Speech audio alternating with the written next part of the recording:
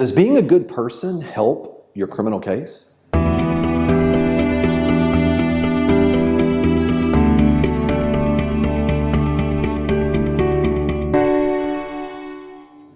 Hi, I'm Jeff Hampton with the Hampton Law Firm. I want to welcome you to our YouTube channel. Today I want to answer the question that I get asked all the time. But hey Jeff, look, I got arrested for a criminal case, but I'm a good person. I'm not a criminal. Shouldn't that matter for something? And by the way, if you wait around till the end of this video, I'll also give you a free ebook, What to Do If You Have Been Charged with a Crime in Texas. Okay, let's answer exactly that question. Does it matter if you're a good person when you're involved in a criminal case? Well, of course it does. Being a good person always matters, okay? I mean, it always matters that no matter what you do, being a good person and not being a criminal. The reality of it is that we need to break this down into two parts. The first part is, what about in any trial or in any criminal matter, there's the guilt-innocence aspect. Is this person guilty of the charge that's being brought against them? And then if they are guilty of that charge, they should they, in the punishment phase or in the negotiations part of this, how should they be treated? Being a good person matters potentially in both of those aspects, but let's break down first whether you're guilty or you're not guilty. How does that matter? Well, first thing is to understand during a trial, let's say hypothetically during a trial, and even during a negotiation, the prosecutor's primarily interested, number one, can they prove the case? Now let's just be real frank. I don't care if you've got 15 prior felonies and you've been to prison for 30 years. If the state of Texas or your respective state, if that prosecutor cannot prove that case beyond a reasonable doubt, then there should be no conviction. But from a matter of a standpoint of how things tend to work, one of the things we look at is a jury or a judge during the guilt-innocence portion of a trial or during negotiations initially only looks to see what are the facts of the case, and applying those facts to the case, can they meet their burden of proof under the Constitution, which is always proof beyond a reasonable doubt.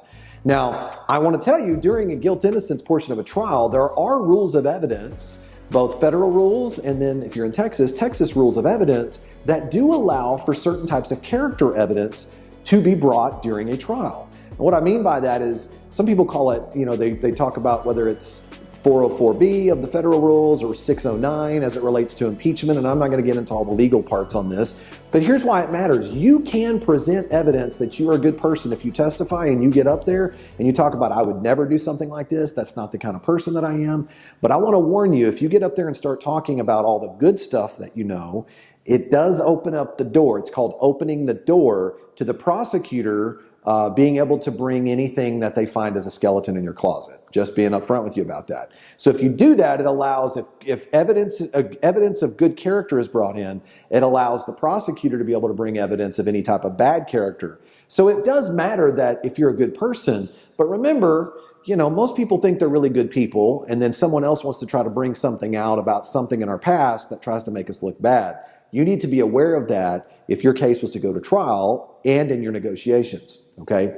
Now, what about in negotiating though? What about your defense attorney negotiating with a prosecutor? Well, that makes an enormous difference. Think about it for a second.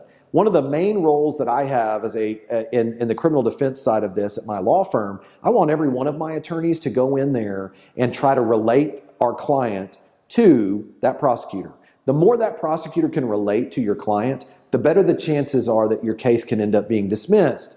And so when I think about this, we have many prosecutors who agree to give us conditional dismissals, reducing the charge down to a lesser charge, and giving much better results for our clients because we are able to go in there and help provide a good picture, a literally almost like a life picture of our client and how good they are, and they've got a family and they're hardworking. All these good things about their life helps that prosecutor relate to who that person is, who our client is, and that sometimes can result in a much, much better result. So think about it this way. If the prosecutor has a perception and a belief that you're less likely to ever reoffend or your family member, think about what will happen there. They'll feel more comfortable and they'll believe it's a less risk to dismiss the case, okay? Now, that's guilt-innocence. What about the punishment phase? What about if there's been a determination that someone is guilty of a crime? How does being a good person reflect in the punishment aspect?